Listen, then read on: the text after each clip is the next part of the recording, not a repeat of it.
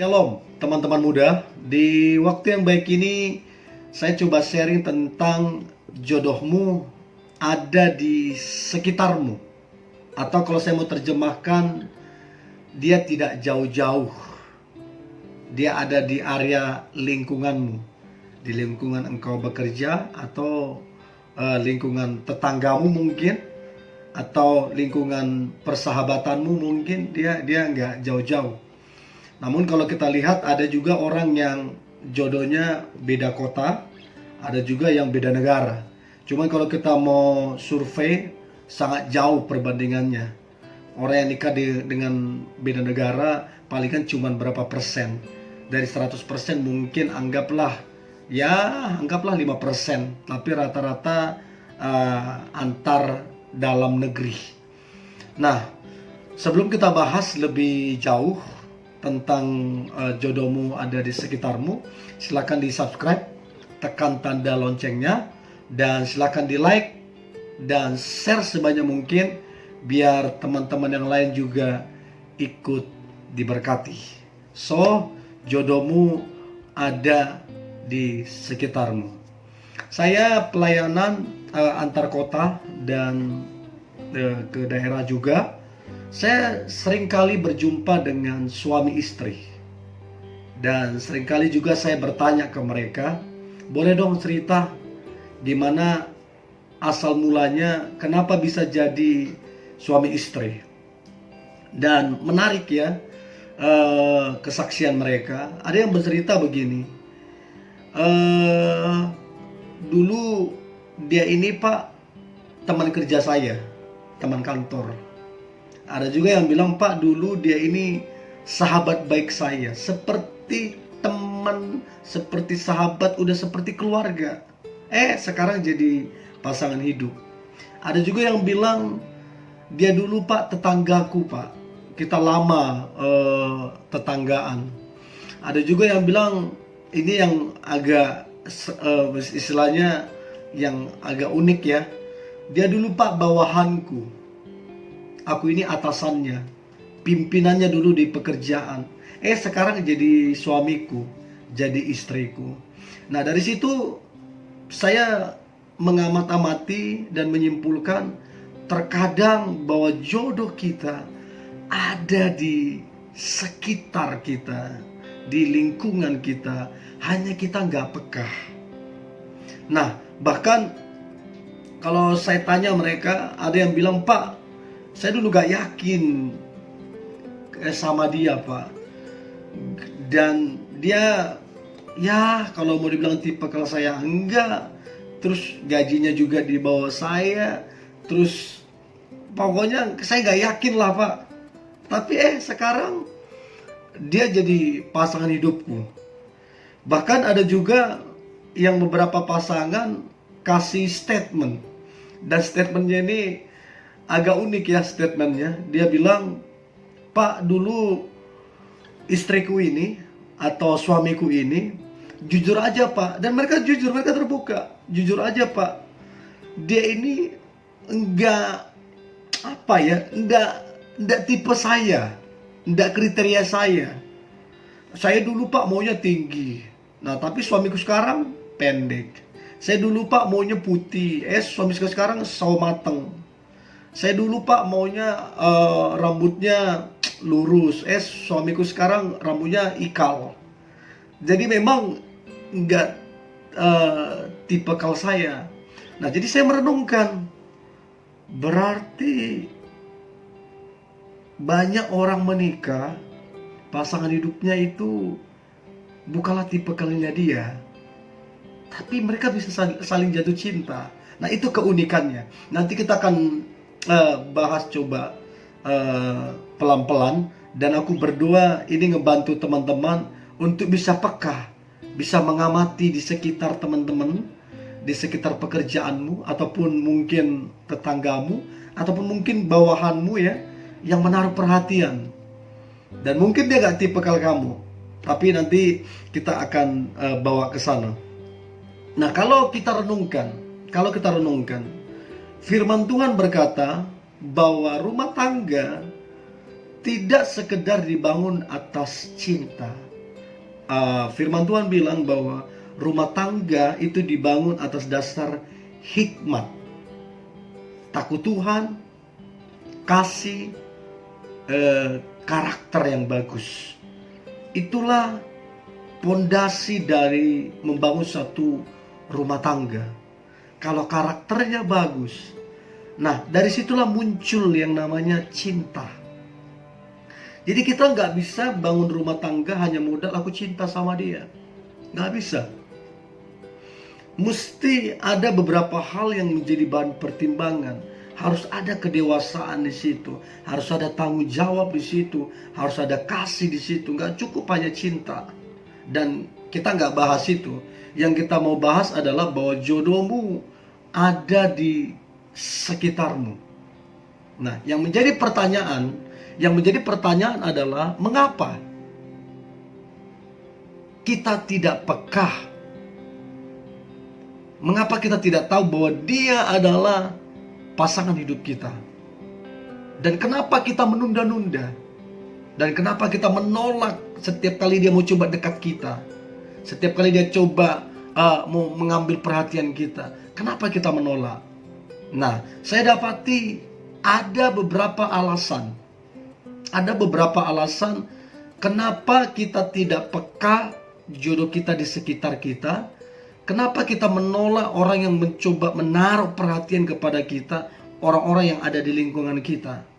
Nah, beberapa penjelasan ini akan menolong kita untuk kita berubah dalam bersikap, berubah dalam mindset, sehingga kita tidak buang-buang waktu. Yang harusnya tahun lalu kita udah nikah, kenyataannya sampai 2 tahun, 3 tahun kita nggak nikah-nikah. Kalaupun toh nikah, ternyata dia jodoh kita. Ternyata dia jodoh kita. Nah, kalau kita merenungkan, ya ampun, sayang banget tuh 2-3 tahun terbuang sia-sia. Kalau toh dia jadi jodoh saya, ya kenapa nggak dari 3 tahun yang lalu? Nah, jangan sampai ada penyesalan itu. Nah, saya catat di sini minimal ada 5 hal. Ada 5 hal yang membuat kita tidak peka bahwa jodoh kita itu ada di sekitar kita, bahwa pasangan hidup kita ada di lingkungan kita, tidak jauh-jauh. So, untuk itu bukalah hatimu dan saya akan sampaikan satu demi satu. Yang pertama, kenapa kamu tidak peka bahwa jodohmu ada di sekitarmu? Yang pertama, kriteriamu terlalu tinggi. Atau kalau saya mau terjemahkan, kriteriamu tidak cocok dengan kriteria Tuhan. Standarmu tidak cocok dengan standar Tuhan. Contoh, kamu maunya tinggi. Kriteriamu maunya tinggi. Ternyata Tuhan merancangkan pasangan hidupmu bukan yang tinggi. Nah, itu yang terjadi bentrokan.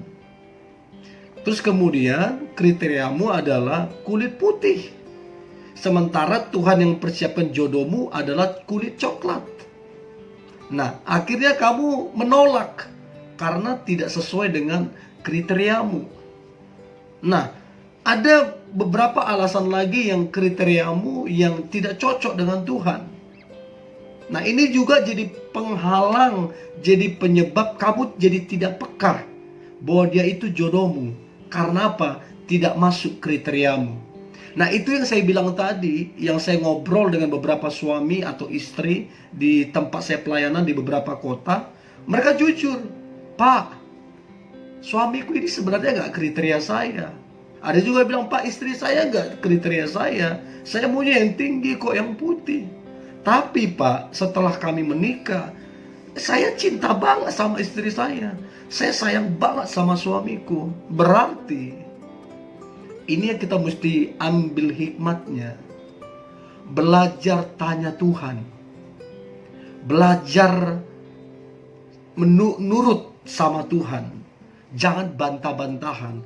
Kalau Tuhan bilang ini jodohmu yang gak sesuai dengan kriteriamu, maka apa yang harus dilakukan? Bersyukur.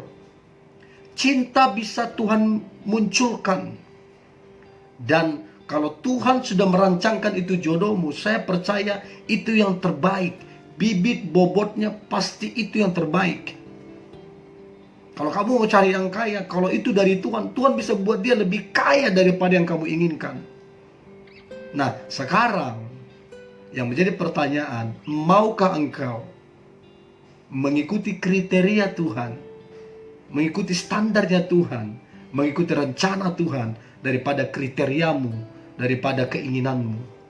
Sebab begini, yang Tuhan jawab adalah apa yang kamu butuhkan. Yang Tuhan persiapkan adalah apa yang kamu butuhkan, bukan apa yang kamu inginkan. Sebab keinginan manusia kalau semua mau diikuti berbahaya. Tapi Tuhan tahu apa yang kamu butuhkan untuk kamu ke depan berhasil, apa yang kamu butuhkan untuk ke depan kamu berdampak, Tuhan tahu. Jadi untuk itu, pakailah kriteria Tuhan, pakailah standar Tuhan. Siapa yang mendekat denganmu, selama dia baik, selama karakternya baik, selama dia pekerja keras, selama dia jujur, selama dia takut, kemungkinan besar dia bisa jadi adalah jodohmu. Siapkah engkau menerima yang tidak sesuai dengan kriteriamu, tapi kelak itu akan jadi yang terbaik dalam hidupmu? Itu yang pertama, yang buat orang tidak peka bahwa jodohnya ada di sekitarnya. Kriterianya terlalu tinggi, standarnya tidak cocok dengan standar Tuhan. Yang kedua, kamu tidak peka adalah karena kamu ingin memuaskan keinginan dagingmu. Maksudnya apa? Begitu kamu punya pacar yang tampan atau cantik, terus kamu senang dipuji orang, ih istrinya cantik ya, suaminya tampan ya. Nah, jadi kamu cari itu. Cari apa? Cari pujian. Padahal cantik atau tampan itu relatif. Cantik menurutmu, tampan menurutmu, belum tentu bagi orang lain itu sama. Itu relatif. Nah, kadang-kadang itu yang buat kita tidak peka bahwa jodoh kita adalah dia yang ada di sekitar kita. Karena apa? Karena kita mencari yang memuaskan daging kita. Nah, teman-teman muda, jangan cari sesuatu yang memuaskan kedaginganmu. Saya percaya begini, Tuhan merancangkan rumah tangga, merancangkan keluarga. Saya percaya Tuhan ada rencana di dalamnya. Tuhan ada visi di dalamnya. Yang harusnya kamu lakukan adalah, Tuhan, kalau memang dia adalah darimu untuk menggenapi rencanamu dalam hidupku, aku mengucap syukur, aku berbahagia. Inilah jawaban yang benar, inilah jawaban yang tepat. Dan kalau kamu melakukan ini, saya percaya hidupmu luar biasa, rumah tanggamu ke depan luar biasa, penuh berkat Tuhan.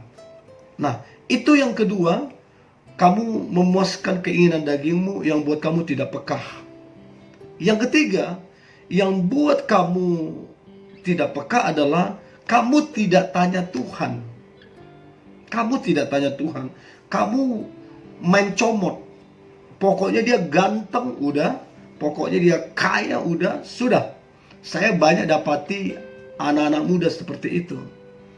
Kalau saya tanya, kenapa? Apa alasanmu nikah sama dia? Dia bilang tampan. Dia bilang kaya. Pekerjaan bagus. Tapi karakter berantakan. Nah, akhirnya apa?